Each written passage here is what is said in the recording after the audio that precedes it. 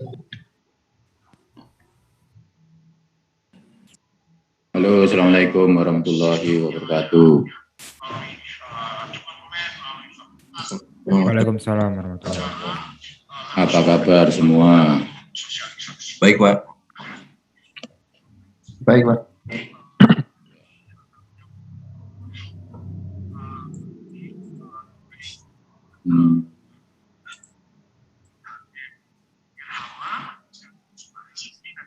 Oh ya, untuk yang UTP itu tidak bisa hadir berapa kali? Waktu yang pertama itu 3 minggu pertama ya? Iya, Pak, 3 minggu pertama.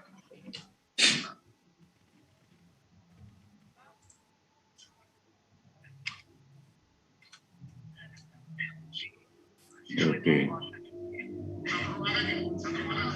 Oh. Sebentar ya.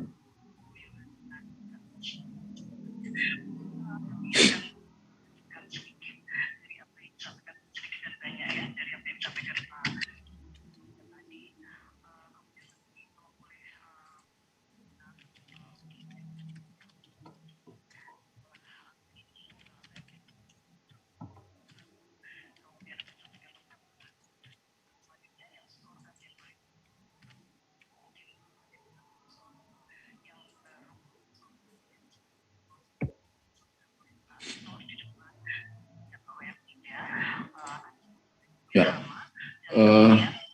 sementara konten semua dan sudah isi presensi.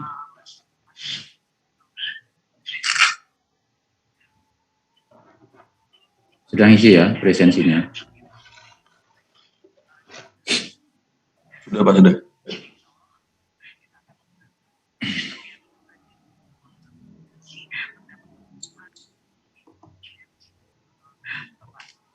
Ya, terakhir kita kuliah tamu untuk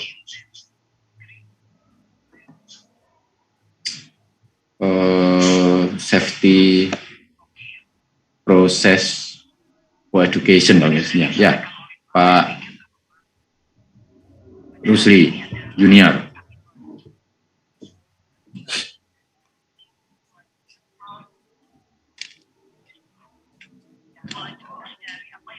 Ya, dari sana ya kita bisa melihat ataupun lesson learn-nya. Silakan ini di on cam semua, on cam dulu, on cam. Ya, ternyata di dunia edukasi juga ada hal ataupun isu keselamatan ya di dunia pendidikan yang cukup perlu perhatian ya. Dan mestinya kayaknya yang paling perlu perhatian adalah di departemen kita ya, yaitu teknik kimia. Ya, bisa juga nanti ya untuk kimia sains, untuk biologi, ya, apalagi yang kira-kira punya hazard yang cukup. Mungkin teknik kimia yang paling tinggi karena ada proses di situ ya. Kalau kimia sains itu rata-rata ke lab yang high pressure misalnya itu jarang lah, high pressure ya di yang normal rata-rata ya. Kalau teknik kimia bisa sampai high pressure ataupun chemical lain yang memang tujuannya untuk pengembangan industri kimia ya, baik itu di teknologinya maupun di chemicalnya. Jadi artinya kita syarat dengan keselamatan ya. Jadi kenapa ini sangat penting? Ya, sebenarnya kita juga sudah punya rujukan ya, textbook untuk rule itu, karena kita tidak bisa semua, kalian baca juga itu rule itu, walaupun tidak chapter-chapter, terutama chapter yang kita sampaikan ya. Walaupun yang tidak kita sampaikan bisa membaca sebagai rujukan. Ya, saya dalam 2 kemarin itu mengikuti pelatihan ya, ahli K3 umum. Nah, ini saya hanya ingin menunjukkan saja, jadi sampai ke punya 12 karena ada ujian ya, ada ujian individu, seminar, dan ada kegiatan lain ini materinya. Nah, untuk hari ini nanti kita tentang kesehatan. Jadi seperti yang pernah saya sampaikan, memang yang jadi dasar hukum pertama di Indonesia itu adalah Undang-Undang Nomor 1 Tahun 70. Ya, berikutnya adalah turunan-turunan dari Undang-Undang K3 tersebut. Nah, ada keselamatan dan kesehatan. Ya, keselamatan mungkin banyak ke engineering, begitu ya, ke peralatan. Ya, kesehatan ke kita, efeknya ke kita. Ya, jadi ada penyakit akibat kerja, ada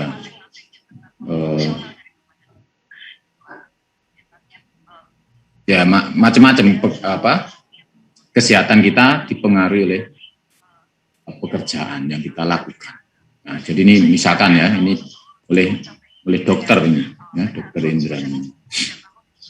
Jadi untuk kesehatan banyak rujukannya di sini nomor 5 tahun 18 ya, peraturan Menteri lingkungan kerja. Biasanya Kemenaker ya, Kementerian Tenaga Kerja. Jadi ini di bidang kesehatan utamanya. Nah, maka di situ ada apa saja, hygiene, sanitasi, personil K3, ada pemeriksaan, pengujian, pengawasan, dan seterusnya. Saya tidak semua ini ya, cuman nanti beberapa hal yang penting akan saya sampaikan. Ya, jadi di situ ngupas banyak peraturan ya, peraturannya sangat banyak. Kalau kita ini misalkan kesehatan, asbes, pestisida, APD, ruang terbatas atau confined space.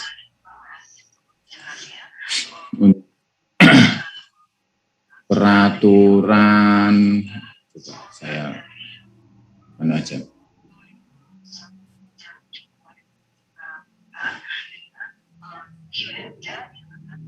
Kelembagaan.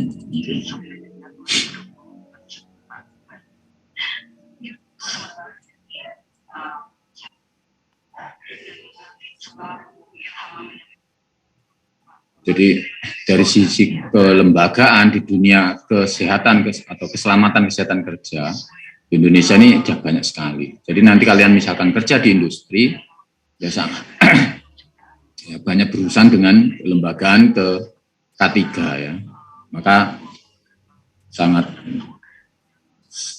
disarankan misalkan kalian juga punya sertifikat nanti ahli K3 ya.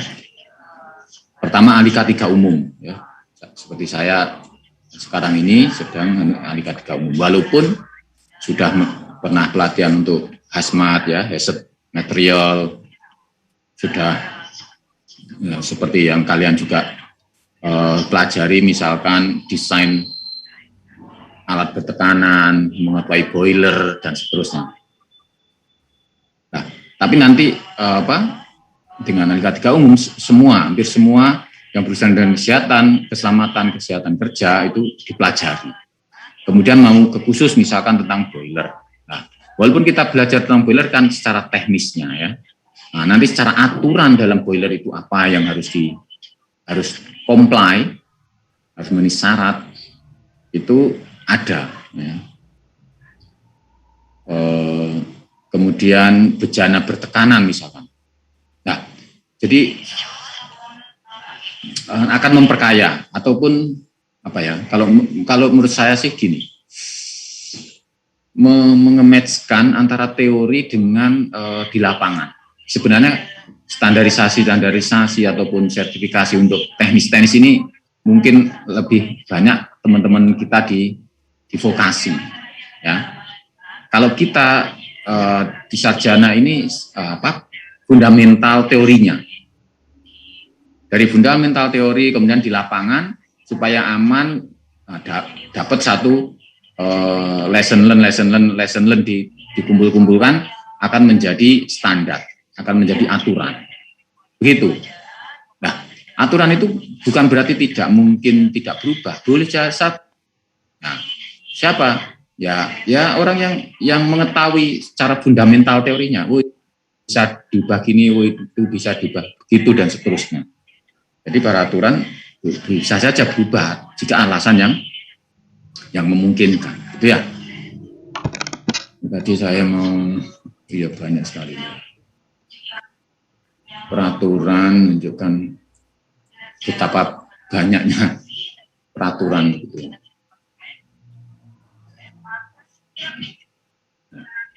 Ini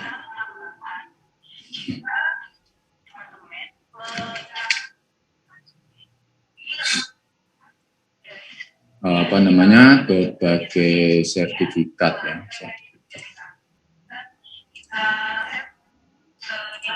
Nah, keliru ini. Hari ke-1.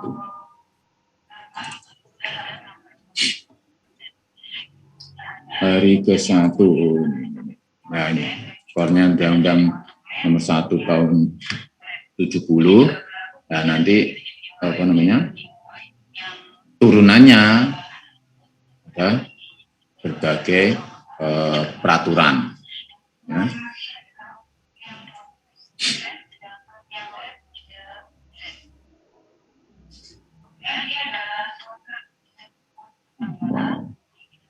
Ini. Jadi ini perundangan ya, undang-undang. Atau sebelum situ, nah, perkembangan peraturan perundangan bidang K3. Undang-Undang 62, Peraturan Pemerintah 52, Peraturan Menteri, Keputusan Menteri, dan seterusnya. Ya. Kemudian yang terkait dengan K3, Undang-Undang UAP. Nah, ini Belanda ini, tentang UAP, karena boiler kan sudah ada revolusi industri itu. Dengan adanya boiler itu ya. Dan seterusnya ini undang-undang ya. Jadi yang jadi core sebenarnya adalah ini. Oke. Kemudian terkait dengan ini beberapa sektor ya, perundangan beberapa sektor. Artinya misalkan ini pertambangan, ketenagalistrikan, keselamatan di bidang pertambangan, pemurnian gas ataupun pengolahan minyak dan gas bumi. Ya. Kemudian ini maritim, penerbangan, lalu lintas, perkeretaapian, pelayaran, ya, oke, tentang pertanian, perikanan, lingkungan hidup. Jadi ada semua, ya. Makanya kemarin kalian anggaplah di code of practice di tempat kerja, ya, atau di industri yang ingin kalian masukin. Ya. Di samping itu nanti peraturan-peraturan yang di luar peraturan-peraturan yang secara general itu berlaku di Indonesia ya berlaku di situ. Karena di sini ada Undang-Undang 50 2012 dan SMK 3. Jadi SMK 3 itu semua industri yang lebih dari 100 orang bekerja atau kurang dari 100 orang tetapi dia libatkan hazard material, hazard chemical. Ya. Jadi sebenarnya begini, ya. Kalau kalian membaca undang-undang ini kan ya orang teknik ya, ini saya sendiri orang teknik baca undang-undang rasanya kayak blenger kan gitu. Rasanya saya kayak blenger. Ya. Tetapi sebenarnya ini kan undang-undang untuk kegiatan teknis. Undang-undang untuk kegiatan teknik. Jadi sebenarnya sama saja dengan gini. Kalian pernah praktikum apa? Yang di ITS offline. Pernah praktikum apa ya terakhir? Halo. Praktikum mikrobiologi, Pak. Mikro. Oke. Dan KO juga. KO, mikro, ya. Belum UTK ya. Belum, Pak. Ya, oke, anggaplah mikro ataupun KU. Di situ kan mesti ada namanya manual ataupun sebelum praktikum ada persiapan praktikum. Ya. Kemudian ada SOP-nya, operating prosedurnya. Supaya mendapatkan hasil gini maka harus melakukan apa saja urut-urutannya kan gitu ya. Nah, bisa kalian bayangkan kalau kegiatan itu jauh lebih banyak, jauh lebih complicated atau jauh lebih luas daripada praktikum yang satu kegiatan. Maka kira-kira kalau kamu membuat aturan itu ya apa kira-kira? Supaya dia melakukannya itu dengan baik, dengan selamat, dengan hasil yang sesuai. Misalkan di penebangan kayu tentang penyimpanan pestisida, tentang apalagi APAR, konstruksi bangunan. Nah, ini semuanya kan teknik kan, secara teknik. Dan meyakinkan supaya orang melakukan itu dengan baik, aman. Kan gitu. Nah, berarti sebenarnya undang-undang itu ya seperti SOP itu. Atau standar-standar yang harus diikuti oleh perusahaan atau orang apabila melakukan satu kegiatan. Nah, ini terkait dengan teknis kesehatan dan keselamatan kerja. Jadi ya supaya tidak blenger, maka yang kalian bayangkan secara teknisnya tadi SOP melakukan ini, SOP melakukan itu bagaimana? Nah, supaya aman, baik gitu ya. Makanya ini banyak tentang peraturan-peraturan itu. Karena kegiatan kerja itu banyak sekali. Ini las, alarm kebakaran, pesawat tenaga dan produksi. Ya, pesawat tenaga produksi itu misalkan apa? Pesawat tenaga, ya, yang memproduksi tenaga, misalkan apa? Generator misalnya itu. Tentang pesawat produksi untuk semua peralatan produksi, proses termasuk proses kita. Ya, pesawat angkat, pesawat angkut, untuk mengangkat lift, untuk mengangkut truk dan seterusnya. Ya. Operator pesawat uap. Pesawat uap itu adalah apa? Pesawat uap. Boiler. Ya. Keran angkat dan seterusnya. Jadi ini berarti kalian kan sekarang desain pesawat uap, desain boiler ataupun tahu tentang boiler ini. Nah, kalau kalian membaca kualifikasi dan syarat operator pesawat uap atau nanti terkait dengan pesawat uap ya, barangkali ada lagi teknisnya misalnya gitu. Ini kan operatornya. Ada secara teknis dia harus ada kontrol apa, ya, pengendalian apa dan seterusnya. Barangkali. Maka itu tadi yang saya sampaikan, mengematchkan antara teori yang kalian punyai dengan real, ataupun ini kan sudah barang yang sudah ada sejak dulu. Kalian paling mempelajari ya memang fundamental teorinya, tapi ya belum misalkan buah gitu ya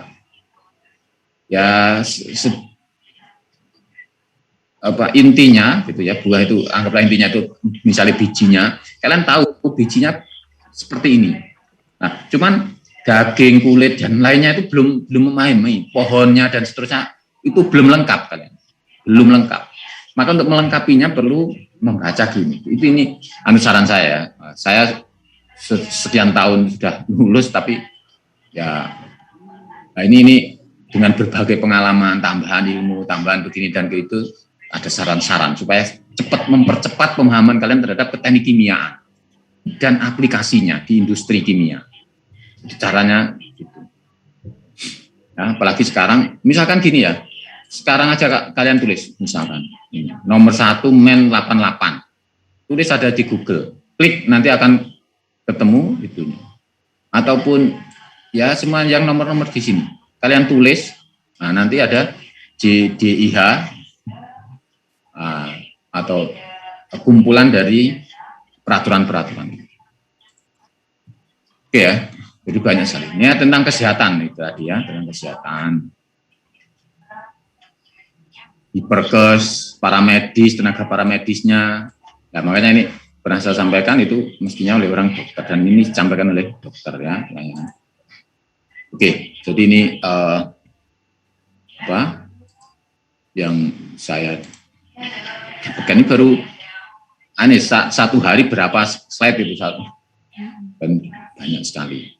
Ya, tapi apa namanya? Ya kita sampaikan yang oke. Jadi itu sebagai informasi saja. Ya. Artinya saya tetap masih terus belajar, ya, terus belajar menambah wawasan, menambah apa namanya? Menambah kualifikasi. Ya, tidak boleh henti ya. Nah, kalau kalian itu bisa lebih cepat nanti bisa lebih baik lagi. Bisa lebih cepat, bisa lebih baik lagi ya, belajar dan belajar. Ya, untuk hari ini saya sampaikan materi tentang kesehatan. Ya, tolong diperhatikan. Kemudian nanti saya ini sambil ngeset untuk tugasnya. Ya, yaitu mengklipping tentang kecelakaan kerja gitu ya di industri kimia. Jadi kalian ya seperti yang awal itu kan ada kecelakaan ataupun insiden di industri karena trade proses. Sekarang penyakit akibat kerja. Ya, penyakit akibat kerja. Kalian buat clipping, gitu ya. Saya harap kalian punya tema. Jangan campur aduk. Misalkan temanya apa? Karena penyakit nanti saya sampaikan di situ ada karena kimia, karena fisika, karena biologi, karena ergonomi, karena psikologi, gitu ya. Silakan misalkan fisika misalkan tema kalian karena bising misalkan. Penyakit akibat kerja karena bising, noise. Maka kalian cari tentang noise gitu. Nah, kalau toh misalnya noise sedikit ya yang meleset pun tentang apa namanya akibat fisika. Noise mungkin getar, gelombang ultraviolet misalnya gitu. Ya, oke ya, paham ya. Kalau misalkan kalian punya tema penyakit akibat kerja karena chemical, nah nanti cari yang chemical, misalnya chemical apa. Jadi jangan campur aduk supaya punya tema. Ya, saya tidak membatasi supaya kalian ya, katanya merdeka belajar kan. Jadi tidak membatasi, tetapi saya harap kalian memberi tema. Ya, penyakit akibat kerja karena fisika, kimia, biologi, ekonomi. Nanti kalau lebih detail lagi ya silakan, lebih bagus. Misalkan tadi saya sampaikan fisika, misalkan getaran. Nah, yang ternyata sakit akibat kerja karena getaran itu kamu clipping. Itu ya, sebanyak-banyaknya. Ya, tapi mungkin ya perlu dirangkum lah sebanyak-banyaknya, nanti kopas pakai bingung. Ya, misalkan paling ya ini terjadi karena apa, akibatnya bagaimana, di mana gitu aja, nggak usah terlalu panjang-panjang. Ya 5W 1H kalau dalam satu peristiwa itu sudah cukup menggambarkan. Oke, paham ya? Nanti saya setting di classroom. Ya, setelah saya share untuk kesehatan, kalian bisa off cam, tapi mendengarkan dengan seksama apa yang disampaikan. Sebelum saya mulai, ada pertanyaan?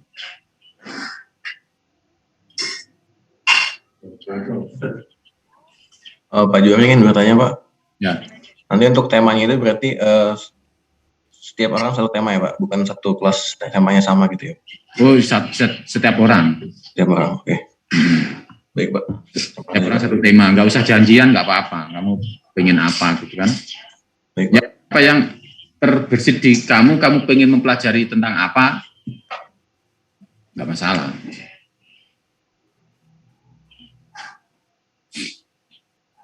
Ya, oke ya.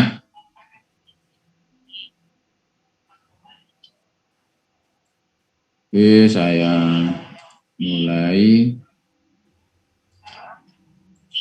Kalau nggak dengar suaranya nanti tolong sampaikan ya. Baik.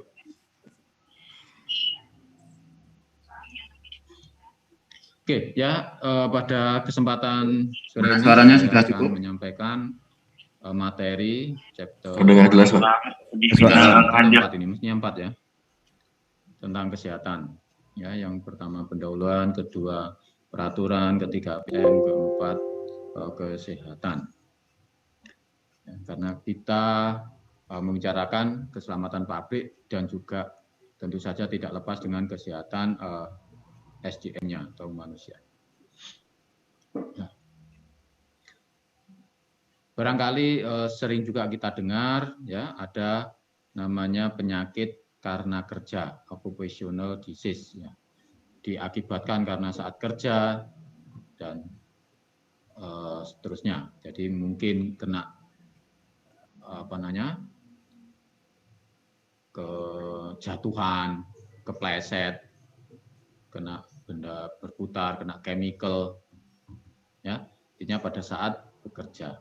Ya, oleh karena itu supaya kejadian atau kena penyakit karena bekerja itu dihindari, ya bagaimana bisa dikontrol gitu ya. Ini beberapa penyakit, walaupun nanti juga kita ulang lagi ya, yang disebabkan oleh chemical. Ya, tentu saja yang toksit.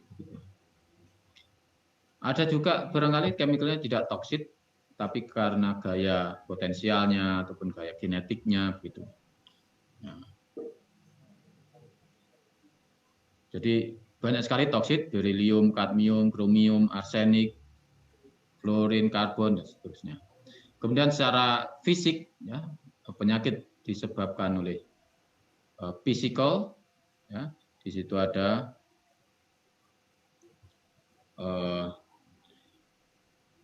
pendengaran karena noise ya. Kemudian penyakit karena vibrasi.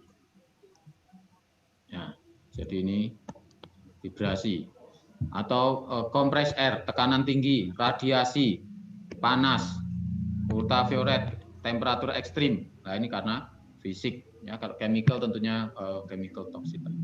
Bisa juga karena biological agent ya, apakah itu jamur, apakah virus dan seterusnya. Ya, sekarang ini yang sedang kita hadapi adalah wabah virus ataupun COVID-19. Nah, boleh jadi di tempat kerja terkena COVID-19, makanya sekarang banyak WFH ya, seperti termasuk kuliah kita hari ini karena adanya COVID. Nah, tapi ada yang terpaksa harus ke tempat office atau ke tempat kantornya ya, WFO.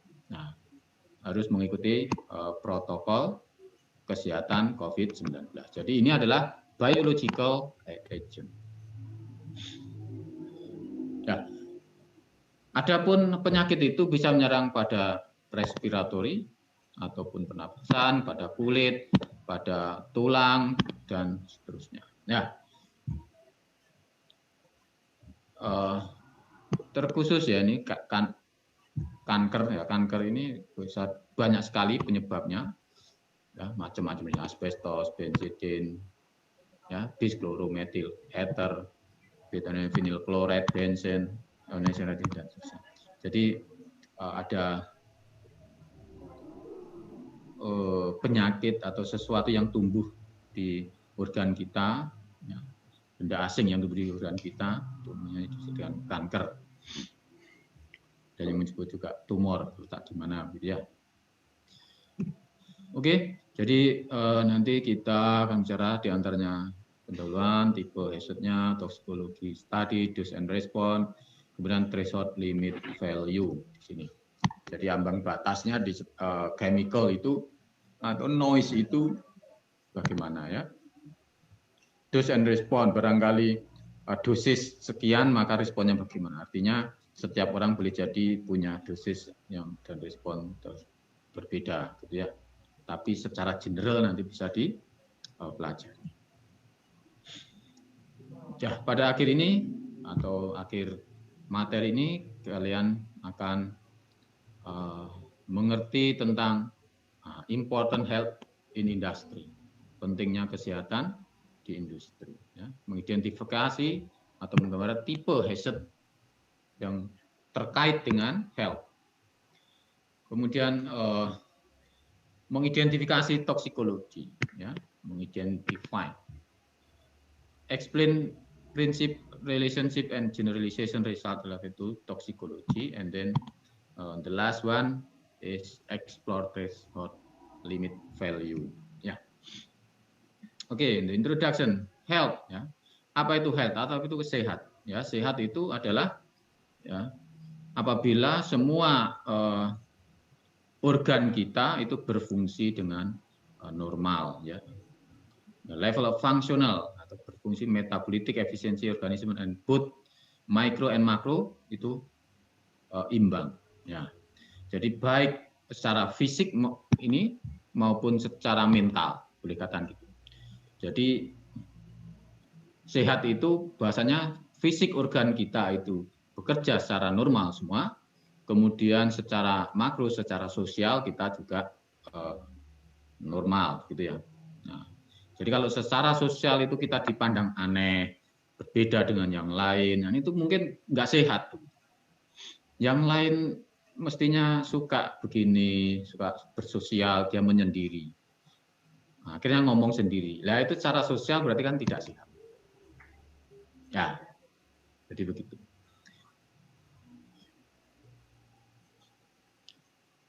Nah, kemudian secara medical, ya, organism ability to efficiently respond to change and effectively restore and sustain state of balance. Jadi organisme yang mampu secara efisien merespon ya berbagai input yang masuk ke kita. Ya. Apakah itu secara fisik maupun secara mental, ya. Jadi itu secara medis kita sehat, begitu ya. Misalkan apa? Misalkan kita jalan. Nah, jalan itu berarti kan ada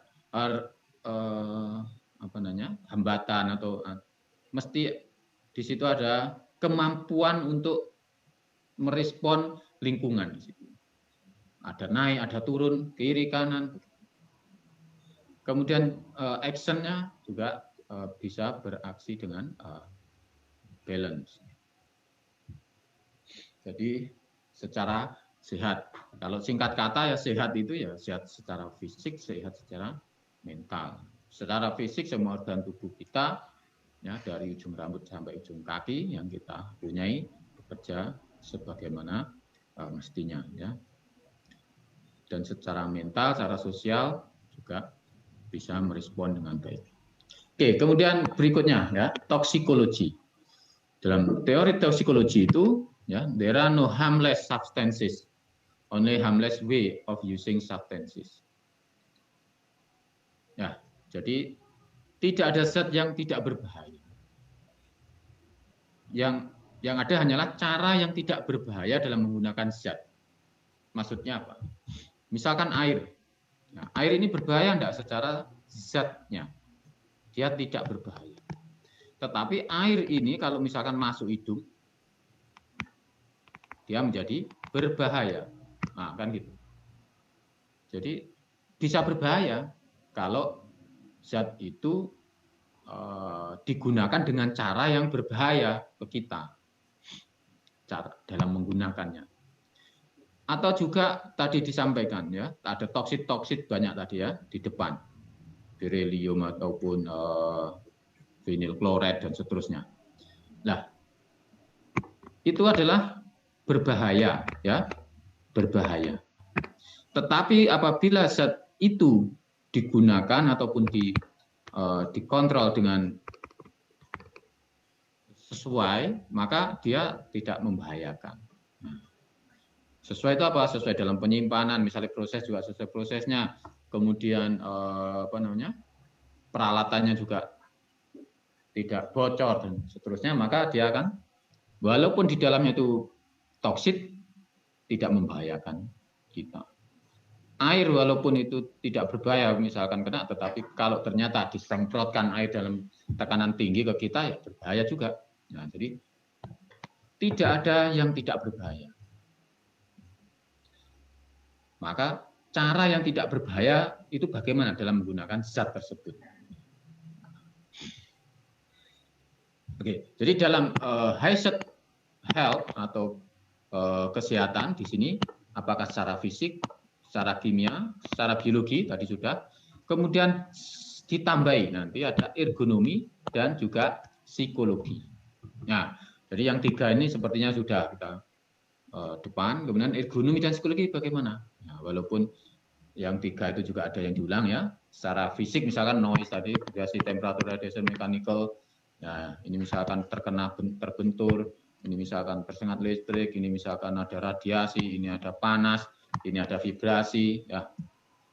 Kemudian untuk chemical tadi, ya bisa toxic, very toxic, harmful, corrosive, sensitizing, ya, carcinogenic, toxic for reproduction, teratogenik, mutagenik dan seterusnya. Jadi mempunyai efek-efek yang khusus barangkali ya, menyebabkan ya tidak punya keturunan, menyebabkan kanker, menyebabkan mudah terbakar, korosif, misalkan iritasi dan seterusnya.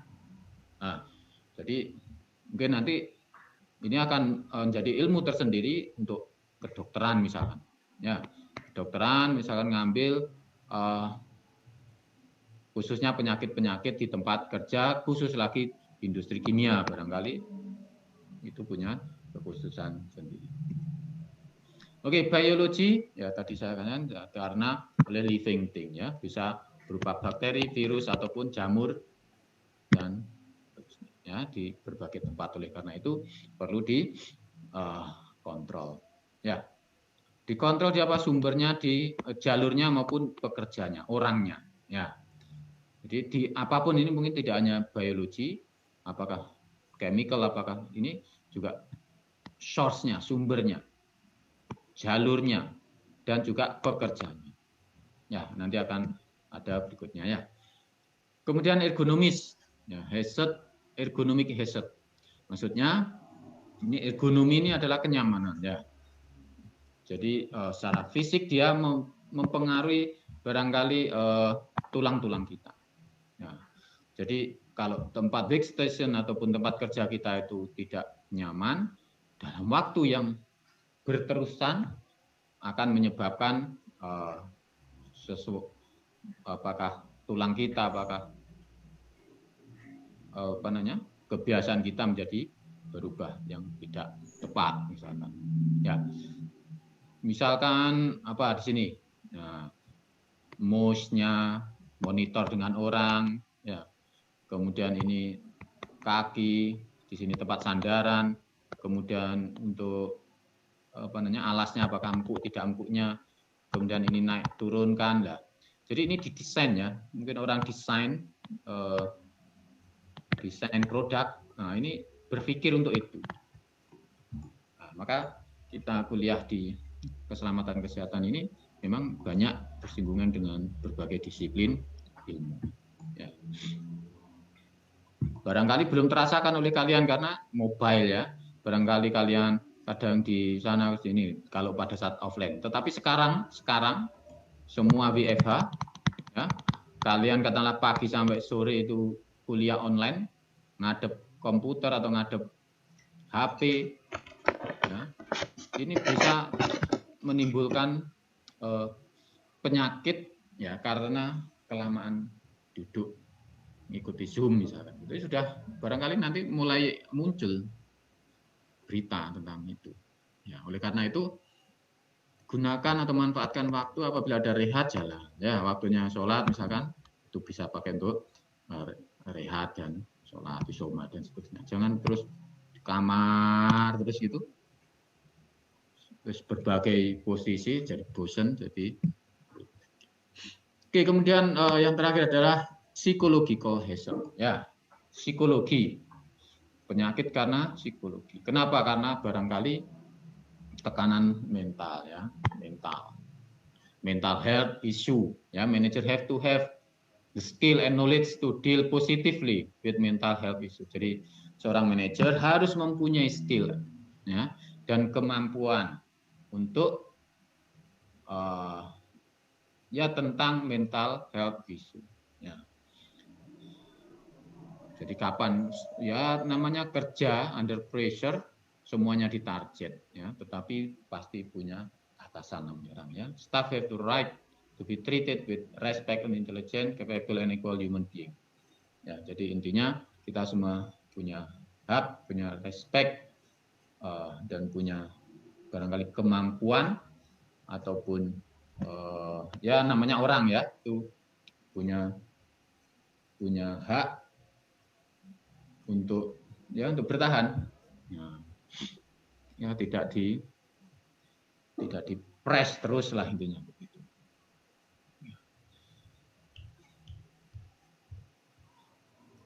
Nah, jadi kalau kalian baca itu nanti semua ini intinya bahwasanya dalam bekerja atasan itu mengepres ataupun memerintah pada bawahannya itu mestinya juga ada batasan-batasan. Demikian juga staf ataupun pegawai itu barangkali punya kekuatan atau punya kelemahan yang berbeda antar orang ya di bawah pressure itu. Ya, oleh karena itu kalian juga ya sebagai mahasiswa sudah mulai ada pressure ya, ada pressure semester 1 mungkin ada karakter building gitu ya. Kemudian di lab, kemudian nanti tugas akhir, semuanya ditarget, ya, ditarget. Mesti ada target waktu. Ya kan, nah ini mulai latihan di mahasiswa. Nah, nanti di dunia kerja mungkin akan terbiasa dengan seperti itu. Jadi manusia ini adalah kebiasaan ya. Ya, kebiasaan. Kebiasaannya apa? Maka buatlah kebiasaan-kebiasaan yang baik. Ya, jadi kesana supaya secara mental kita siap dalam menghadapi berbagai tekanan dalam pekerjaan. Nah, kalau sekarang tekanan dalam perkuliahan, gitu kira-kira. Ya, oke. Kemudian occupational health ataupun kesehatan pekerja. Kan keselamatan kesehatan kerja. Jadi kita ingin menjaga ya menjaga yang tertingginya performan daripada fisik, mental maupun sosial dalam semua pekerjaan. Dan ya menghindari ya kebalikannya, misalkan kalau fisikal berarti sakit, mental berarti ya sakit, sosial berarti menyendiri atau apa, ya itu dihindari. Kemudian ya memproteksi dari berbagai risiko yang akan menyebabkan turunnya kesehatan. Unsafe ataupun unhealthy itu mempunyai limitasi ya, ada batas ya, dan bisa juga ada di mana-mana. Unhealthy atau unsafe working condition itu bisa di mana-mana ya, tidak hanya di tempat kerja kita, barangkali saat perjalanan misalnya. Nah, jadi bukan berarti misalkan di kampus, tidak hanya di kampus, boleh jadi di kos-kosan, boleh jadi di rumah, boleh jadi dalam perjalanan, itu bisa boleh jadi unsafe ataupun unhealthy. Kenapa bisa sampai itu? Misalkan naik sepeda motor ugal-ugalan, naik mobil ugal-ugalan, tidak. Nah, itu kan bisa menyebabkan tidak sehat. Ya, kondisi pekerjaan yang poor working condition ya, atau kondisi kerjaan yang buruk gitu akan mempengaruhi environment work life ya, karena misalkan malas-malasan ataupun sering banyak melanggar atau apalah, akan menular ya, bisa menular. Katakanlah kalian misalkan ini, wah ada apa gini terus nyontohan bareng ini, oh yang garap situ, kemudian contohan bareng dan akan terbiasa buruk seperti itu, maka ya akan menjadikan lingkungan yang enggak baik. Ya, kalau dunia mahasiswa gitu ya, ono sing cuman nyuntut tok gak mikir blas. Sing membuka Zoom sebentar tinggal. Nah, itu kebiasaan-kebiasaan. Ya, kalau di tempat kerja apa ya boleh jadi hal yang sama ya, yang mirip. Misalkan ya namanya kerja, tuntutannya ada macam-macam, ada target. Oke. Overall, effort operational health and safety aim to atau bertujuan untuk prevent industrial accident and disease. Jadi mencegah industrial accident ya, kecelakaan di industri maupun penyakit. Loh, kok bisa? Nah, padahal ini kan kesehatan orang. Kok mencegah kecelakaan di industri? Ya, kalau mereka yang kerja itu ngantuk, yang kerja itu misalkan sakit, ini sakit itu, tentu saja tidak bisa melakukan pekerjaan dengan 100%. Nah, sehingga ada kemungkinan misalkan salah mendengar, salah ini karena tidak fokus begitu ya, sehingga manajer ngomong ini ataupun atasan kita ngomong tutup valve ternyata buka, ataupun tutupnya sekian ternyata tidak sekian. Nah, ini akan menyebabkan accident.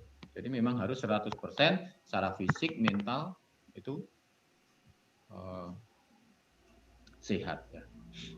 Jadi tujuannya untuk itu supaya tidak ada kecelakaan, tidak ada penyakit. At the same time, recognize the connection between workers, health and safety, workplace, environment outside the workplace. Ini ya sama ya, intinya supaya ya kesehatan kerja, keselamatan di tempat kerja, di environment outside workplace, tempat kerja itu semuanya aman lah. Ya, di industrinya maupun di tempat kerjanya maupun di lingkungannya. Oke.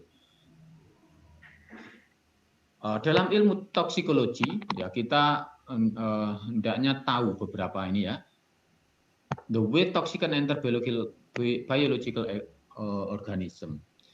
Cara toksikan ini adalah bahan chemical yang toksit itu masuk ke organisme. Caranya bagaimana? Apakah melalui pernafasan, makanan ataupun kulit dan seterusnya. Nah, jadi cara itu dieliminasi. Kalau bisa maksudnya dihilangkan supaya tidak terhirup. Maka apa? Apakah pakai masker? Nah, apakah supaya dia tidak terbang dikasih ditangkap misalkan. Oke, efek toksikan on biological. Ya, efeknya apa? Ya, apakah sakit perut? Apakah sakit hidung dan seterusnya. Method to prevent, jadi cara untuk mencegahnya atau mengurangi ya masuknya toksikan itu ke organisme. Ya, jadi organisme ini boleh juga selain manusia, ya, yang pasti adalah manusia, ya, ini bisa masuk melewat mulut, bisa hidung, bisa kulit, ya. Tapi maka disebut organisme ini mungkin juga ke konsen manusia, barangkali hewan dan tumbuhan, ya, atau makhluk hidup lainnya. Ya, 3. Jadi kita concern kepada misalkan di sekitar pabrik kita atau sekitar kita itu ada hewan, ya hewannya jangan sampai kena. Nanti jangan-jangan ada virus atau ada chemical yang menyerangnya hewannya semua mati. Nah, itu juga bahaya. Ataupun tumbuhan juga mati karena kena itu, ya juga berbahaya. Ya, oke. Jadi itu concern kepada tidak hanya manusia, ya, tapi juga makhluk hidup yang lain. Ya, jadi bagaimana chemical ataupun physical itu menjadi toksik, menjadi berbahaya untuk ini. Ya, jadi toksikologi ini adalah termnya ataupun definisinya kualitatif atau quantitative study on adverse effect of toxicant on biological organism. Jadi toksikologi ini secara kualitatif, misalkan sakit apa, kuantitatif misalkan sampai berapa dia menyebabkan sakit. Nah, yang menyebabkan efek negatif pada organisme. Ya, jadi toksikan itu tadi, nah, jadi toksikan ini chemical atau fisikalnya yang menyebabkan sakit kepada organisme. Ya. Kalau kualitatif itu apa, kalau kuantitatif itu berapa. Misalkan ini menyebabkan sakit, ini menyebabkan sakit A jika sebesar sekian dihirup oleh A. A ini dihirup oleh manusia. Nah, jadi toksikan ini menyebabkan sakit kanker jika misal dihirup sekian kuantiti ppm. Nah, itu ilmu itu. Toksikan adalah chemical atau physical agentnya. Termasuk di situ apakah berupa gas, berupa fiber, berupa noise, radiasi, ya tadi yang disebut di depan tadi. Fisika, kimia, biologi. Ya, jadi ini toksikan. Toxicity, property of chemical or physical agent describing its effect on biological organism. Jadi toxicity ini propertinya, ya, properti chemical yang efeknya pada organisme. Ya. Oke. Kemudian toxic hazard likelihood of damage to biological organism based on exposure due to transport and other physical factor of usage. Jadi likelihood ini boleh katakan tingkat parahnya, bisa jadi gitu ya. Tingkat parahnya of damage to biological organism. Ya, tingkat parah atau sakitnya ya karena terekspos oleh toksitas. Ya. Atau juga karena physical factor penggunaannya. Nah, jadi menggunakan itu dia akan merusak ataupun mengganggu kesehatan, ya, seberapa parah toxic hazard. Kemudian toksikan, ya, itu masuk ke dalam tubuh, ya, entry route-nya atau path-nya tadi kan ada source, ada path, kemudian ada organismenya itu sendiri. Ya. Bisa ingestion melalui makan, ya. Inhalation melalui pernafasan. Ya. Injection barangkali diinjeksi ke ini. Dermal absorption melalui permukaan kulit. Ya. Kalau injeksi ini mungkin disuntikkan gitu ya. Inhalation ini dihirup, ingestion ini dimakan.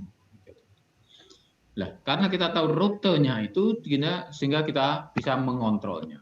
Ya, jadi kita kena penyakit itu bisa karena hirupan, karena makanan, bisa karena kulit, bisa karena luka. Ya, karena luka di kulit, bisa mulut atau hidung, mulut, perut gitu ya. Jadi ini, nah, oleh karena itu, karena harus ada yang kita makan, ya yang kita makan ini punya rule gitu ya. Makanan kita punya rule. Nah, maka ada namanya haram, halal, kan gitu. Di ITS juga ada namanya kajian atau pusat halal. Nah, karena apa? Karena ini untuk mengontrol penyakit-penyakit karena yang kita makan. Nah, termasuk di situ ya merokok, ya, minum yang haram bisa menyebabkan penyakit. Ya, di samping rule pokok halal haram itu ya higienisnya, makanya disebut halalan dan toyiban. Ya, halal dari jenis makanannya, toyib dari teknisnya, misalkan hygiene, ya, bersih, baik, dan seterusnya. Oke, kemudian dari hirupan, ya, dihirup, karena hirupan itu bisa jadi membawa penyakit, maka bagaimana supaya yang udara yang kita hirup ini juga bersih? Maka perlu ada ventilasi, nah, atau nanti perlu masker, ya, bahkan di sini kalau parah bisa respirator dan seterusnya. Oke, kemudian bisa juga karena luka, bisa masuk karena luka, ya, chemical kemudian masuk ke kulit kita, yang jadi satu ya, kulit maupun karena luka, maka kita pakai diproteksi, pakai APD, ya, pakai APD. Ya, sebenarnya ini plus telinga misalkan ya, pakai earplug. Kemudian untuk mata mestinya pakai Google ya, kacamata safety itu. Ini mungkin belum. Ya, jadi karena bisa juga sakit kan mata ya, karena melihat yang sangat terang, misalkan orang ngelas gitu ya, orang ngelas itu kan harus pakai kacamata yang tebal karena melihat cahaya yang di luar jangkauan mata. Demikian juga noise earplug ya, karena mendengarkan noise di luar kemampuan telinga. Ya, jadi itu ini mestinya ada mata. Jadi entry, root and cara kontrolnya. Jadi saya kira dari situ tahu ya. Oh, ini masuk, supaya nggak masuk bagaimana? Kan intinya begitu. Ini bising, supaya nggak bising bagaimana? Oh, pakai ini. Ini berbahaya. Kalau supaya berbahaya pakai sarung tangan, pakai APD, pakai helm, pakai sepatu safety. Nah, itu akan mengurangi bahaya. Nah, kemudian kalau sudah terlanjur masuk, exit route-nya bagaimana? Nah, terlanjur masuk bisa diekresi melalui ekresion. Ya. Ekresionnya apa? Mungkin keringat ya, dengan apa namanya, di rambut, di kulit, ya, berbagai organ ya, ekresi. Kemudian detoksifikasi. Detoksifikasi ini ya kalau bisa, misalkan sudah masuk ke perut, misalnya kita minum apa yang bisa mendetoksifikasi. Jadi maksudnya supaya ternetralkan di dalam perut misalkan. Jadi by changing the chemical into something less harmful atau biotransformation. Ya, atau gimana supaya dikeluarkan paksa. Nah, keluar paksa kalau apa namanya? Misalkan jelas beracun tidak bisa ini kalau kan harus dikeluarkan. Nah, itu. Kemudian storage barangkali ada juga yang di fatty tissue. Ya. Cuman kalau ini kan storage ini menurut saya ya bukan keluar, ini padahal exit route ya. Artinya mungkin juga ada yang apa namanya, anggaplah penyakit toksit itu disimpan dalam tubuh, dalam lemak begitu ya. Kemudian other route ya, skin atau minor compression dan ya, jadi minor accretion proses. Ya. Liver ataupun hati ini sebenarnya berperan di sini detoxification ya, dengan biotransformation di mana darah. Jadi secara apa namanya, ciptaannya ya, kita itu diciptakan dengan berbagai organ yang lengkap ya.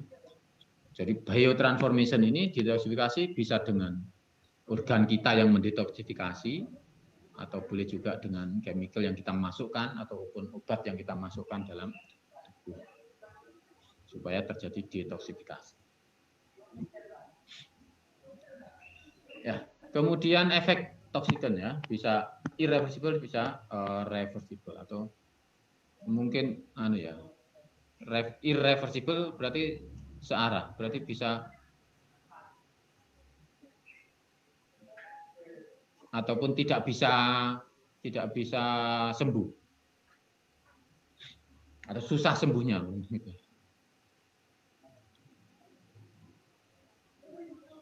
Jadi misalkan di situ apa, reproduktif. Nah, ini disebabkan karena alkohol ataupun tembakau. Nah, mungkin ini susah kan sembuhnya. Jadi bukannya tidak mungkin, tetapi kalau saya bilang ini karena irreversible, seolah-olah kok nggak bisa balik gitu ya. Mutagen ya, kromosom, perubahan kromosom. Nah, ini tetragen ya, birth defect ataupun ya cacat lahir misalkan gitu. Karsinogen, kanker ya, kanker ini susah untuk dihilangkan ya, tapi bukan berarti tidak mungkin. Jadi ya dengan berbagai ya, kalau kanker apakah pakai kemoterapi, ada yang pakai radiasi. Oke, kemudian reversible seperti dermatotoksik ya, skin misalkan kulit ya, kulit bercak-bercak merah barangkali nanti bisa disembuhkan dengan apa, jadi mungkin bisa balik. Hemotoxic blood cell ya, jadi ini barangkali juga bisa kembali dengan berbagai obat ataupun herbal atau apalah gitu ya yang ya. Kemudian berikutnya dose and response ya, maksudnya dose and response ini barangkali orang kena toksigen itu efeknya pada seseorang barangkali berbeda ya, tergantung dari usianya, tergantung dari jenis kelaminnya, atau bahkan tergantung dari berat badannya ya. Barangkali satu orang dengan orang lain mungkin akan berbeda ya. Contoh iritan vapor on human eyes ya, give the same dose, disemprot yang sama, mungkin satu dengan orang itu responnya berbeda, ada yang low respon, ada yang high respon ya. Misalkan high respon iritasi, yang low respon nggak masalah. Oke, jadi bisa berbeda. Toxicological test run on a large number of individual ya, jadi ini ya boleh katakan eksperimen lah ya, dites untuk orang ya. Umumnya sebelum ke orang ada, makanya ada namanya kelinci percobaan, ada tikus putih gitu ya. Nah, ada tikus putih, kelinci itu biasanya sebelum dipraktekkan responnya bagaimana kalau kita mencoba ya, apalagi berbahaya gitu ya. Jadi individual expose the same dose. Nah, ini setiap orang dikasih. Nah, kalau misalkan kosmetik barangkali apa ya, kosmetik dikasih. Nih, orang responnya nanti plot, kemudian diplot fraksi persentase. Oke, kita langsung ke sini aja. Nah, dose and response. Ya umumnya itu normal distribusi lah umumnya. Nah, maksudnya ini average response, ini low response, high response. Ya, ini adalah standar deviasi. Ini adalah mean ataupun apa, rata-ratanya.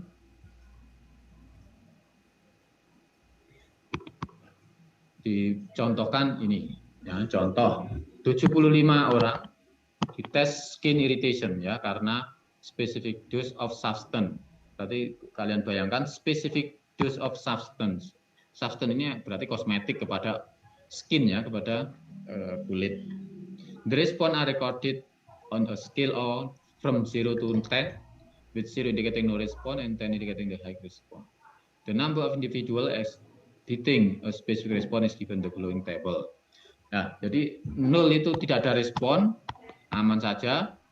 10 ini sangat responsif, misalkan iritasi. Tak bercak merahnya nemen gitu ya. 5 ini ya ada bercak tapi nggak terlalu. 0 ini sama sekali nggak bercak, misalkan gitu. Jadi 75 orang, ya itu yang 0 itu nggak ada. Yang responnya 1 ada 5. Yang responnya 2, maksudnya levelnya ya. Kalau ini tadi tidak iritasi, yang 10 ini iritasi, berarti tingkat iritasinya makin tinggi. Nah, tingkat itu dibuat 0 sampai 10. Dan ini adalah jumlah orang. Maka untuk kalau kita lihat ini tidak ada respon sama sekali loh 0. Ada yang sangat responsif, ini ada 2. Cuman rata-rata kayaknya di arah sini ya, ataupun ini 213. Ya, kemudian diplot kayak gini. Nah, tadi yang 0 nggak ada, yang 1 sekian, yang 2 sekian, seterusnya. Nah, maka bisa digambarkan gitu. Nah, ini apakah normal distribusi atau skew left atau skew right gitu ya. Nah, jadi nggak sama ternyata respon. Sehingga kalau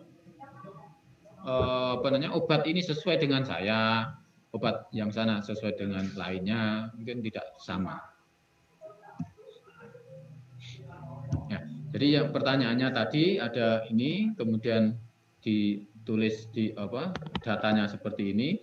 Pertanyaannya plot histogram, determine the mean, standar deviasinya, plot normal distribusinya.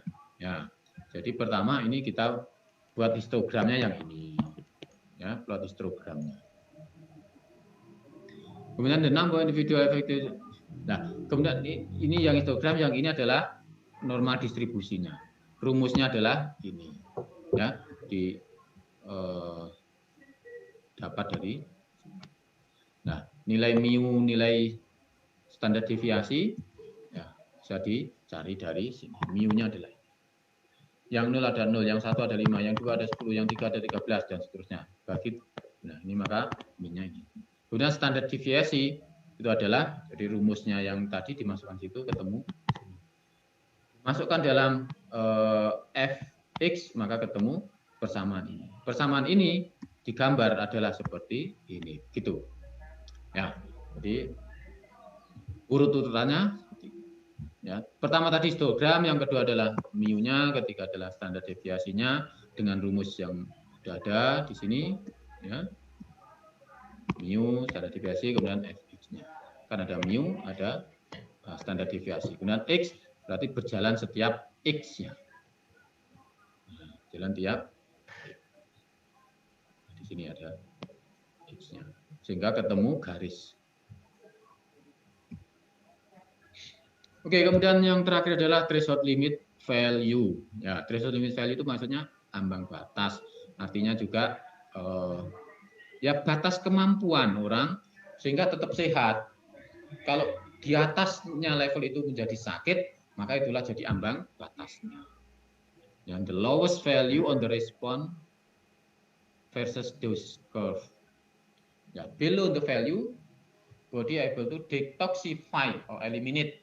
Nah, jadi di bawah value itu, di bawah ambang batas, maksudnya body kita itu bisa mendetoksifikasi ataupun bisa menetralkan atau bisa membuang atau boleh jadi ya imun kita kuat lah. Tetapi di atas itu maka body tidak mampu. Maka pas di area yang terkecilnya, the lowest value-nya itu threshold-nya. Ya. TLVA ini ya, airborne concentration that correspond to condition under which no adverse effect are normally expected during worker lifetime.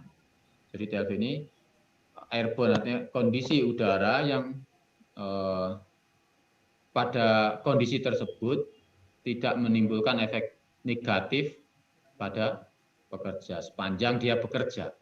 Ya, ada 3 pengertian di sini, TLV, TWA, style maupun C. Ya, kemudian permissible exposure level. Jadi ini apa itu TLV, TWA, style maupun C di situ? Ya, ini ada hanya. Nah, ini keterangannya ya. Dapat definisinya ada di textbook, ini saya kopas di textbook. Ya, time weighted average TLV, time weighted average for normal 8 hours work day, 40 hours work week. To which nearly all worker can be exposed day after day without adverse effect. Ya, jadi normalnya orang bekerja itu sehari 8 jam atau seminggu 40 jam. Dan dia terekspos apa misalkan di tempat kerjanya, chemical gitu ya. Kalau bayangkan di industri kimia itu ada cloth atau ada paper yang kena, dia intinya kena itu masih sehat. Nah, ini berarti threshold limit value untuk TF, time weighted average-nya for a normal 8 hour workday atau 40 hour work week. Ya, tanpa efek. Exertion above the limit are allowed if compensated by exertion below the limit. Ya, artinya di atasnya barangkali mungkin masih di ini, tapi dikompensasi di bawahnya. Misalkan limitnya 10 gitu ya. Kalau setiap hari 10, mungkin limit anggap aja ini limit ini masih bisa. Terus tapi kadang 11 atau 12. Maka ini harus diimbangi, kadang-kadang harus di bawah, mungkin kadang-kadang harus 8, begitu, sehingga rata-ratanya nanti akan di bawah, begitu. Jadi ya kadang-kadang di atas diizinkan, tetapi harus dikompensasi, kadang-kadang harus di bawah. Oke, kemudian TLV style ya, short term exposure limit, short term ya. Nah, kalau ini tadi weighted agak panjang, per hari bahkan per minggu. Kalau ini short term, the maximum concentration to wake workers can be exposure for period of 15 minutes continuously without suffering, intolerable irritation, chronic irritable itching dan seterusnya. Jadi intinya ini ambang batas dalam waktu yang singkat, ya.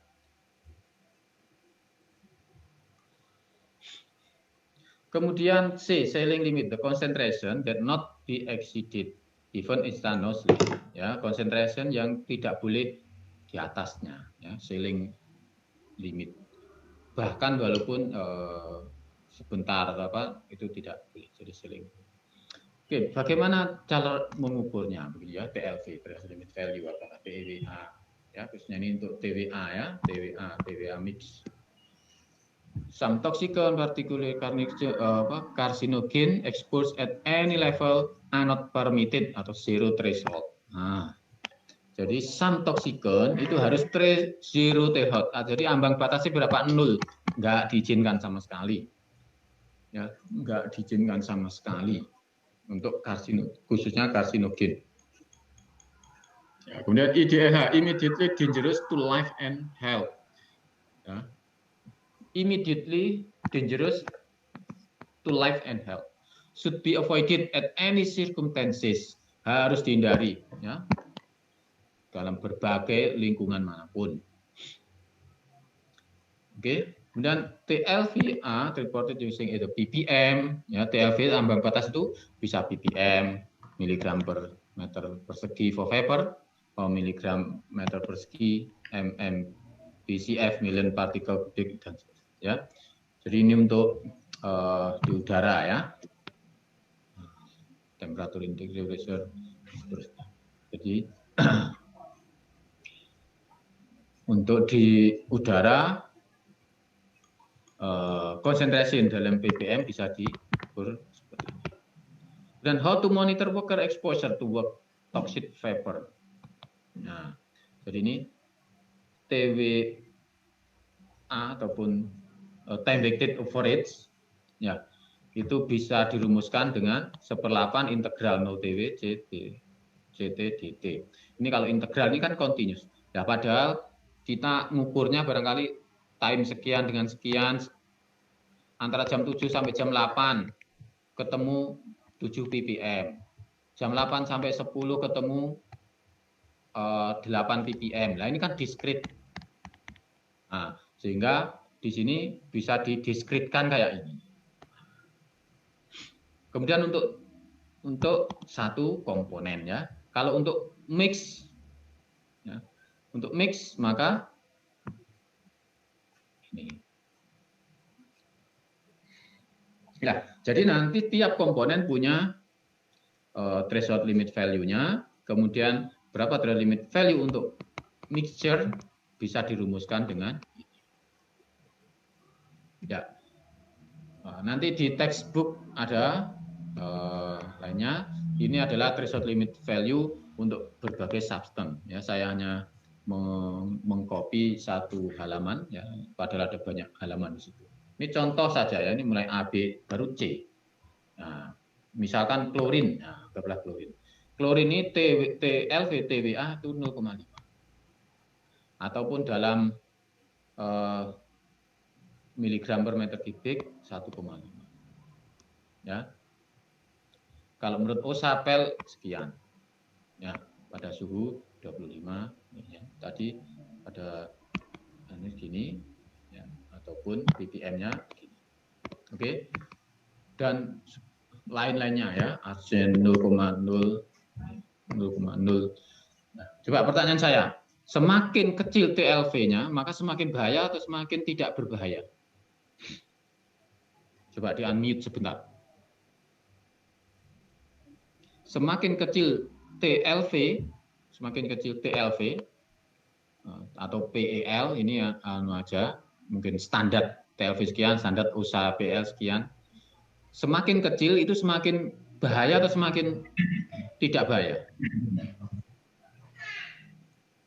Makin bahaya. Makin bahaya. Semakin bahaya. Ya, artinya dia ada segini loh sudah batas. Nah, contoh yang tidak terlalu bahaya ini adalah CO2. Sampai 5.000 sih nggak apa-apa. Ambang batasnya loh sampai 5.000. Tetapi kalau CO itu hanya 25 ppm. Nah, jadi contohnya gitu. Oke, dan nanti ada banyak TLV untuk masing-masing substance. Ya. Nah, sekarang kalau mix-nya bagaimana? Ini contoh. Ya, udara ada 5 ppm dietilamin, di mana TLV TWA untuk dietilamin itu adalah 10 ppm. Jadi dietilamin ya, ini ada 5. Sementara TLV-nya 10. Kemudian apa? Sikloheksanol itu ada 20. Kemudian TWA-nya 50. Kemudian ada propylene oxide itu ada 10 ppm, TLV-nya 20. Nah, bisa kalian bayangkan. Ini kalau dicampur atau adanya dalam campuran ini sebenarnya ambang batasnya untuk campuran ini berapa? Ambang batasnya ini berapa? Nah, itu bisa pakai rumus yang ini tadi. Nah, sigma CI per sigma CI kemudian per ini. Ya, oke. Nah, CI-nya berapa? CI-nya atau konsentrasi I tadi berapa ini? 5, 20, 10 ini ya. dibagi CI per TLV TWAI. Ya, jadi ini TLV TWAI untuk masing-masing. Berarti 5 per 10. Yang 5, ini 5 per 10. 20 per 50. 10 per 20. Kan? 10 per 20. Sehingga TLV mix-nya itu adalah 25 ppm. 25 ppm. Itu mix-nya. Artinya ambang batas dia bercampur itu 25 ppm. Kemudian dia adanya berapa totalnya? Totalnya ada 10 ditambah 5 ditambah 20. Ya. Atau sini 5, 20 sampai 10 berapa ini? Total sama dengan 35. Padahal ambang batasnya 25. Berarti 35 ini dia exit melebihi ambang batas. Ya, 35. The workers are overexposed under these circumstances. Nah, gitu.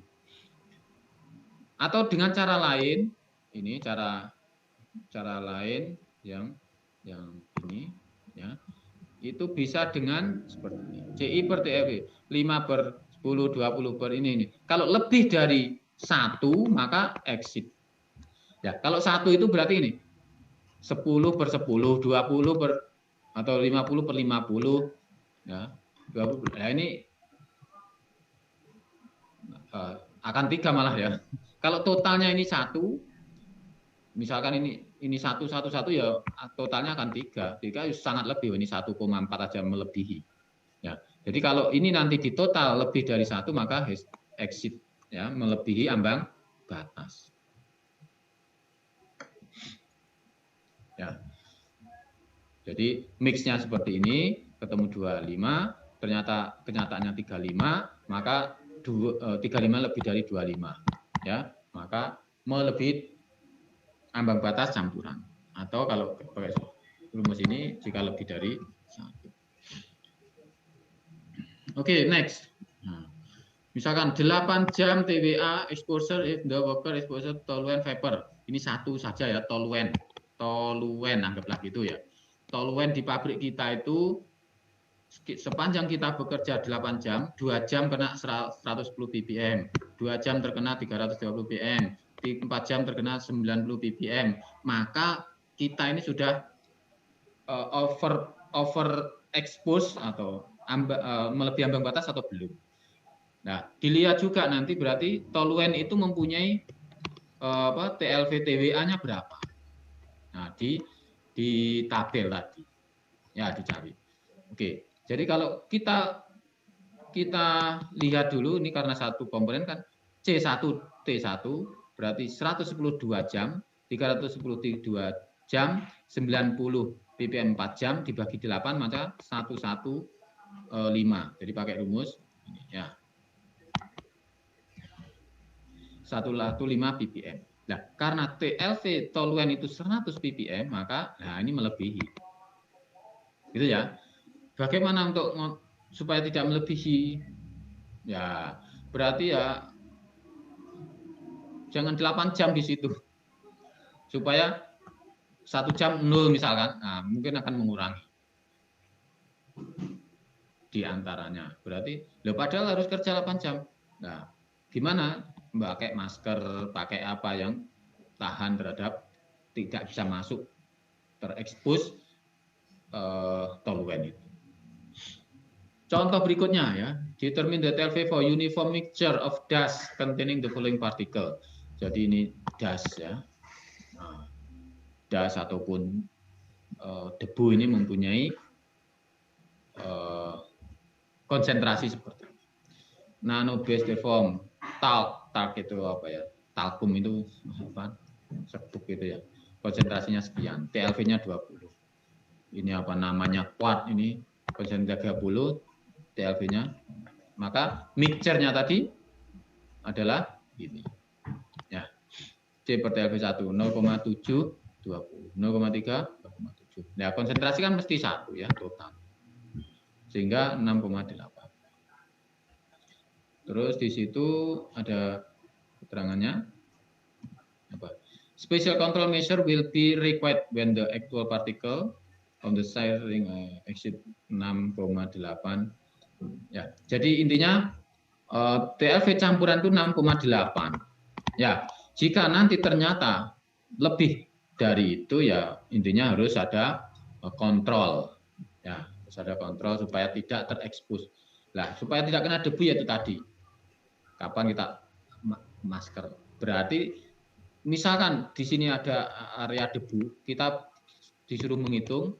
Nah, dihitung lah. Berarti pekerja yang di daerah sana harus pakai masker. Maskernya mungkin tipe ini berdasarkan hasil hitungan kita. Ya, jadi kalian bisa. Oke, kemudian yang berikutnya noise ya. Bahkan noise itu bisa kita ukur, kemudian berapa yang permissible ya, yang diizinkan ya. Jadi ini intensity noise rumusnya. Kemudian umumnya ini sound intensity level for variety of common activities. Ya ini secara umumnya gitu ya. Pangpres misalkan 110, factory 90, noise office, office misalnya conventional space ya, ada gini ya. Kemudian kalau permissible 90 ini maksimum 8 jam. Hanya kalau kita kena noise 90 terus-terusan selama 8 jam ini maksimum. Nah, lebih dari itu barangkali telinga kita yang rusak. Ya, gitu ya. Kalau noise 111 ini hanya 0,25 jam, seperempat jam. Ya. Seperempat jam 115. Nah, ini contoh ya, ini ada noise sekian jam. Saat kita bekerja ini berapa ini? 3,337 8,1 7,1 ya. 1 jam ya. Untuk ini maksimum allow 0. Sekian 4. Yang ini 0,5 ya. Determine whether the following noise level is permissible with no additional control. With no additional control maksudnya tanpa ear plug gitu ya. Tanpa ear plug. Nah, dicari CI atau concentration-nya di situ 3,6. TLV-nya ya. Jadi dia boleh atau dia terkena ini 3,6, ini terkena ini 3, ini sekian, ini no limit ini nih. Nah, ini no limit ini nggak dihitung berarti. 3/4 ditambah 0,5 per 0,5. Ya, 1 ini 1 tambah 3/4 1,75. Jadi ini adalah permissible-nya ya. Because the sum exceed 1, jumlahnya lebih dari 1, ini tadi dengan rumus ini, kalau jumlah lebih dari 1, employee in this environment are immediately required to wear ear protection atau ear plug tadi. On a longer term basis, noise reduction control method should be developed for specific pieces of equipment with excessive noise level. Nah, jadi seperti itu. Untuk noise ya. Bisa tadi chemical, bisa physical dan noise ya. Oke, conclusion occupational health encompasses the whole person. Jadi kesehatan kerja itu bisa ya ke semua orang secara fisik, mental maupun sosial. Ya, bisa efek kepada orang, bisa singgah ke orang gitu ya, atau bisa diderita oleh semua orang, baik secara fisik, mental maupun sosial. Hazard can be anywhere, ya, di mana-mana. It's the responsibility of each individual to identify and eliminate where possible. Jadi di mana-mana dan tanggung jawab semua orang untuk menghilangkan jika memungkinkan, ya. Monitoring worker safety can be done via TLV-TW. Ya, memonitor safety itu bisa dengan ini, ya, terutama tadi apakah chemical atau noise. Kasih contoh. Oke, jadi saya kira sudah cukup lengkap ya untuk health. Jadi ada 5 ya yang mempengaruhi kesehatan. itu yang enter ke kita atau masuk ke tubuh kita yang bisa menyebabkan kita sakit itu ada 5. Yaitu apa? Secara fisika, secara kimia, secara biologi ataupun physical agent, chemical agent atau biological agent, kemudian ergonomis. Ya, ergonomi ini bentuk kenyamanan, ya, ketidaknyamanan. Kemudian psikologi, psychological hazard. Jadi yang masuk itu berarti yang berbahaya atau hal yang berbahaya ke tubuh kita yang menyebabkan kita sakit ada 5 itu tadi ya. Kemudian masing-masing sudah kita terangkan, ya, termasuk terakhir ambang batasnya berapa. Jadi ini saya kira sangat penting. Kenapa? Ya, kita harus pakai earplug, kita pakai harus mungkin Google itu nanti barangkali ada ukurannya, ya. Sering untuk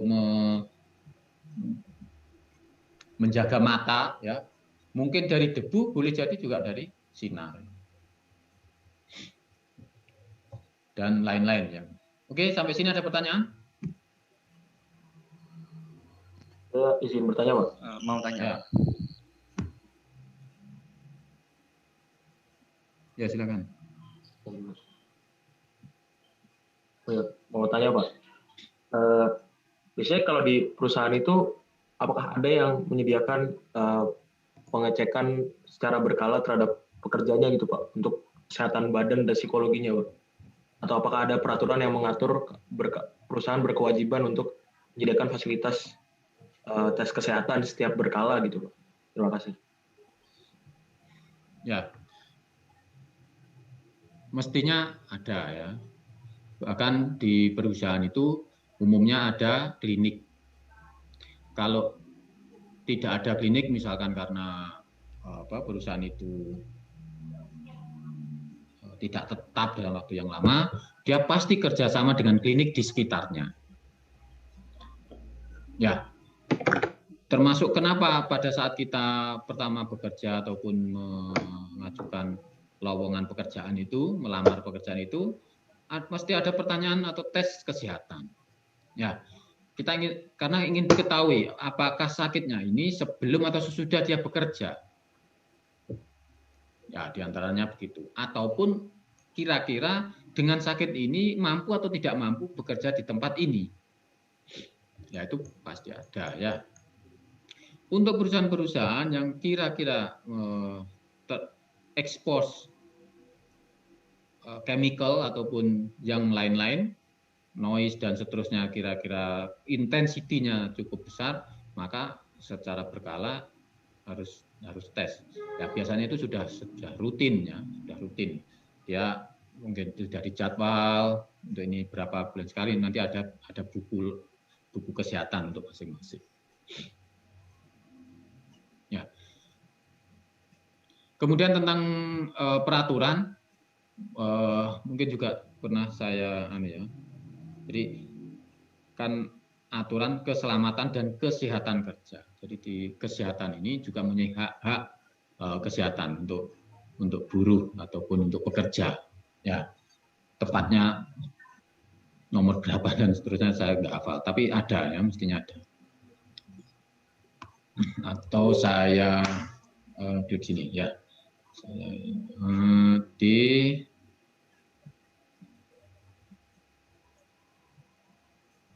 kesehatan undang-undang. Nah, jadi di situ nomor berapa? 170 dan 239 mengatur mengenai keselamatan dan kesehatan kerja. Ya. Nomor 170 tentang keselamatan, nomor 23 nomor 92 tentang kesehatan. Ya, ini. Nah, nanti siapa yang bertanya ini tadi bisa baca lebih jauh. Jadi undang-undang ini menyatakan bahwa secara khusus perusahaan bekerja memeriksa kesehatan badan, kondisi mental dan kondisi pekerja yang baru maupun yang akan dipindah ke tempat kerja baru sesuai dengan sifat pekerjaan yang diberi kepada pekerja serta pemeriksaan kesehatan secara berkala. Ya, nah, tepat ya, sesuai dengan itu. Jadi bisa kalian baca nomor 2392 untuk kesehatan. Sehingga kalau misalkan perusahaan nanti acuh terhadap kesehatan pekerjaannya, ya bisa kena aturan ini. Ya, saya kira bagus ya kalian bertanya gini, katakanlah nanti tidak hanya kalian pada saat jadi pekerja, tetapi boleh jadi kalian mempunyai banyak pekerja juga harus memahami tentang kesehatan pekerjanya. Ya, jadi dua sisi. Oke, sudah menjawab? Pak, sudah sangat menjawab. Terima kasih, Pak. Ya. Ada lagi? Pak mau tanya, bedanya TLV TWA sama OSHA PEL tadi itu apa Pak ya? Terus yang lebih umum digunakan tuh batas ambang dari TLV TWA atau dari OSHA PEL tadi? Ya, jadi kalau TLV TWA pengertiannya seperti ini ya. Kalau TWA itu selama bekerja 8 jam, 40 jam seminggu. Kalau style ini hanya waktu singkat, sailing ini tidak boleh di atasnya sama sekali. Kemudian kalau di sini permissible exposure level, ya kalau dilihat dari tabel juga mempunyai ini yang berbeda. Ya mungkin standarnya saja yang berbeda. Cuman dia kan tidak terlalu jauh mana tadi ya.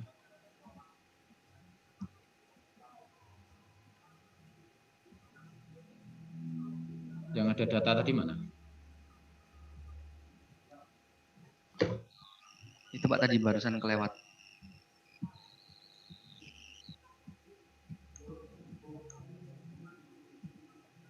Oh ya ini ya. Ya.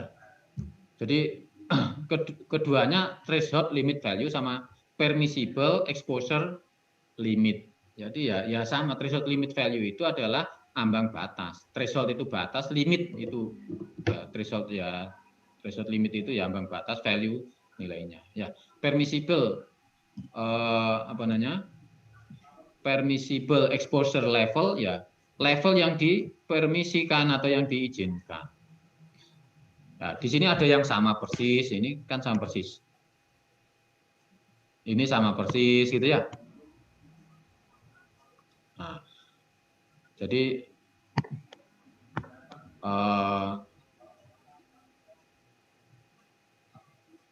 ya standar ya kita pakai yang mana begitu. Kemudian umumnya, ya kalau umumnya pakai apa ini saya terus terang nggak tahu pasti ya, apakah yang umum pakai TLV atau OSHA. Kalau menurut saya yang paling aman gini aja. Kalau ini kan sama ya, mungkin ini sama, pakai TLV, OSHA sama. Tetapi misalkan yang bawah sendiri, ini 0,5 sudah dianggap bahaya. Kalau ini 1 baru dianggap bahaya, berarti yang aman yang mana? Yang TLV TWA. Kenapa? Karena dia 0,5 itu sudah jadi ambang batas. Kalau OSHA dia bilang 1, ya jangan-jangan antara 0,5 dan 1 ini sudah cukup berbahaya. Nah, jadi kalau misalkan kita lebih baik mana, kalau menurut saya lebih baik yang kecil, artinya lebih hati-hati. Kemudian apabila dia exit ini katakanlah ini yang besar, ini 100 ternyata ini 200, kalau diantaranya paling tidak itu sebagai peringatan. Ya, sebagai peringatan. Tetapi kalau sudah di atas, usaha ini sudah tinggi, sehingga di bawah TLV DH itu aman, antara TLV DH usaha itu barangkali peringatan, pada saat usaha ini peringatan terakhir mungkin kita bisa buat seperti itu. Ya. Apakah saklek? Nah, ini yang saya kurang tahu. Saklek harus ini, saklek itu ya. Umumnya, anggaplah kalau dalam kita menghadapi pandemi ini pun juga macam-macam kan. Orang pakai mana ini, kan bisa macam-macam juga. Ya, mana yang paling aman kalau menurut saya? Lebih aman, lebih baik. Ada yang juga yang sama. Ini sama ya. Oke, tapi ini ada yang 0,3 TLV ininya 1. 0,2 ini 0,2 sama.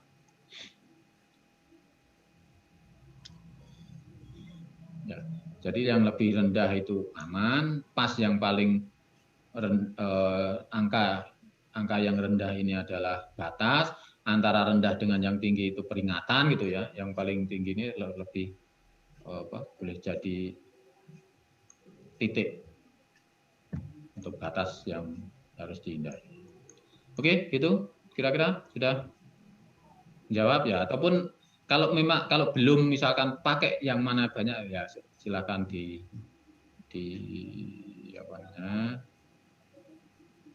browser ataupun browsing. Nah, kalau pendapat saya seperti itu tadi ya, yang paling kecil aman. Di antaranya peringatan, paling atas peringatan terakhir. Oke? Ya, baik Pak, terima kasih.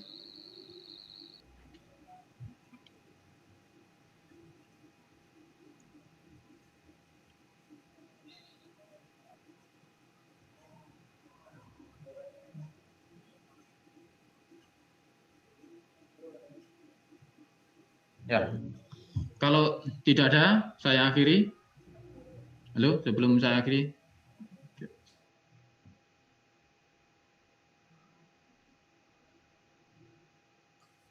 Halo, Assalamualaikum. Masih dengan saya semua? Masih, Pak. Masih, Pak. Ya, mungkin terkait dengan kesehatan tadi ada pertanyaan?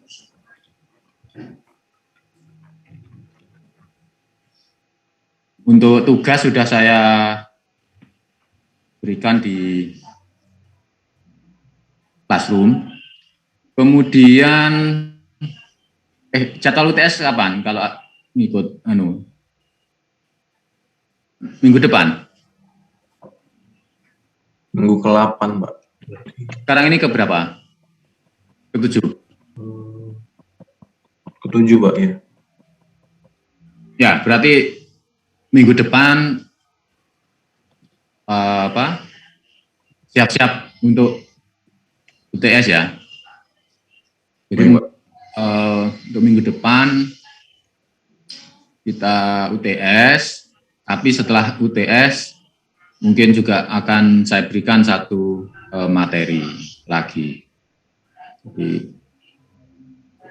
di samping juga tugas ya, tugas paling kamu kerjakan sehari 2 hari jadi. Kan membuat clipping. Jadi saya tulis itu paling tidak 5 penyakit akibat kerja dengan tema yang sama ataupun mirip, misalkan yang getaran dapat 4 gitu, cari kurang 1 kok susah gitu ya, nggak ada. Nah, yang mirip berarti getaran itu fisika, misalkan kamu cari karena temperatur misal. Intinya itu tadi saya ingin bertema. Kamu ingin, karena kalau saya nggak tema, pokoknya nyomot terus ngawur, malah nggak terarah.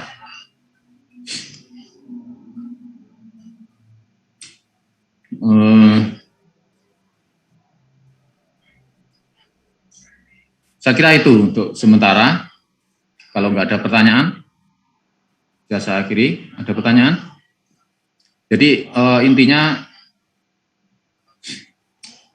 di dunia kerja nanti ya, itu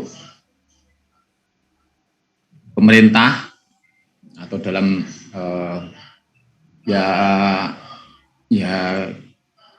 kegiatan manusia, kita sendiri yang berkegiatan itu ingin menggaransi semua kegiatan itu tidak mengganggu kesehatan kita, ya. Dan sebagaimana kita mendesain pabrik kimia, saat kita mendesain ya, setiap step kita desain sampai mendirikan pabrik itu jangan sampai ada kecelakaan, ya. Waktu konseptual desain itu sudah mikir tentang safety-nya. Nah, nanti pendiriannya, pengoperasiannya, dan seterusnya selalu berpikir tentang menjaga keselamatan, kesehatan orang. Ya, karena kemungkinannya sangat banyak itu tadi. Makanya aturan akhirnya sangat banyak. Itu di Indonesia saja peraturan seperti itu. Nah, tentu saja Indonesia juga merefer peraturan-peraturan atau standar-standar internasional. Ya, seperti ambang batas kimia gitu ya, ambang batas fisika. Saya pernah menyampaikan ke kalian ya. Tulis saja coba di Google, NAB, ya, nilai ambang batas fisika atau peraturan nilai ambang batas fisika. Nah, nanti akan muncul, termasuk nilai ambang batas kimia. Ya, itu kan banyak sekali. Seperti juga yang disampaikan tadi di apa? Yang barusan tadi ya. Menurut OSHA, menurut TWA dan seterusnya itu berapa? Mungkin ada perbedaan. Kalau saya agak lupa, intinya Indonesia dalam hal ini mengambil salah satu, misal ingat saya misalnya ngambil dari OSHA. Jadi untuk ambang batas ini ngambil dari OSHA. Karena tentu saja alasan. Kalau tidak mau ambil dari situ, berapa penelitian per ini kan sudah banyak sekali, bisa kalian bayangkan. Perlu semacam-macam lah. Namanya ambang batas itu kan manusia tidak ganggu kesehatannya. Nah, berarti apa saja kira-kira untuk mengetahui itu? Pasti banyak data, ya. Banyak duit untuk mengetahui satu saja ambang batas bahan kimia. Misalkan disurvei, jumlah orang harus memenuhi, terus dari itu responnya bagaimana masing-masing. Wah, banyak sekali. Ya. Ambil data dari situ, dipakai. Jadi itu namanya standar.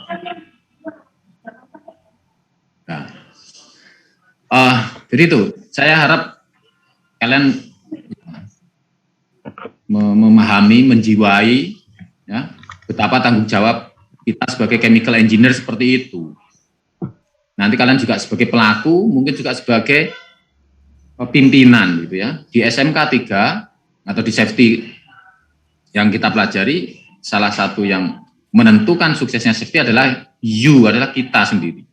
You ini kita sebagai apa? Dimanapun di tempatnya, sebagai pimpinan, sebagai kepala bagian, sebagai manajer, sebagai stakeholder atau sebagai bahkan sebagai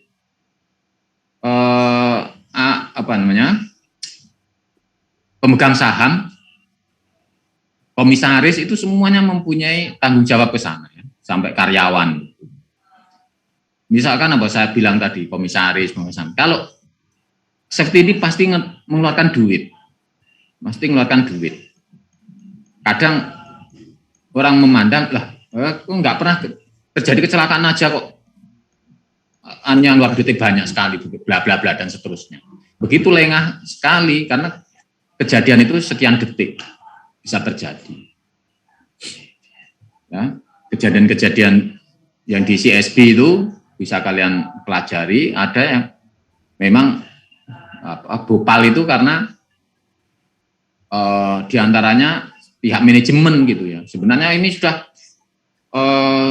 nggak mau dijalankan lagi karena berbagai alasan, ekonomi, beralasan macam-macam. Sehingga nggak terurus, padahal untuk chemical yang berbahaya, pestisida, beracun, akhirnya ribuan orang fatal. Ya. Jadi, walaupun gimana ya, safety ini menyampaikan banyak cerita, ya, banyak cerita. Kalau kalian nggak care ya lewat gitu aja. Tapi begitu kalau kalian care bisa juga plus mencari tambahan-tambahan cerita, tambahan-tambahan peraturan, tambahan-tambahan informasi akan sangat menarik juga ya, akan sangat menarik. Maksudnya ini menarik untuk dipahami dan untuk dijalankan. Ya ini kayak orang di sarjana hukum, SH, ya, belajar aturan-aturan dan aturan secara engineering, secara teknis di kita. Ya, terkait kesehatan mungkin dokter itu yang kompeten. Tapi mereka juga cerita-cerita gitu. Nanti ini mengakibatkan sakit ini, sakit itu kan juga cerita. Ya. Oke, terima kasih. Untuk hari ini saya akhiri. Dan jam 10 ya. Yes. Artinya kita sebenarnya 3 jam, mungkin plus tugas, silahkan mulai buat tugas begitu, ada waktu. Ya. Karena ada yang kelas dengan UTP, kita mulai jam 10, jadi normalnya jam 10, kemarin jam 9 karena ada full time ya, kita geser. Oke, sekian dari saya. Assalamualaikum warahmatullahi wabarakatuh. Jangan lupa untuk berita acara ya. Baik, Pak. Absen, kemudian berita acara.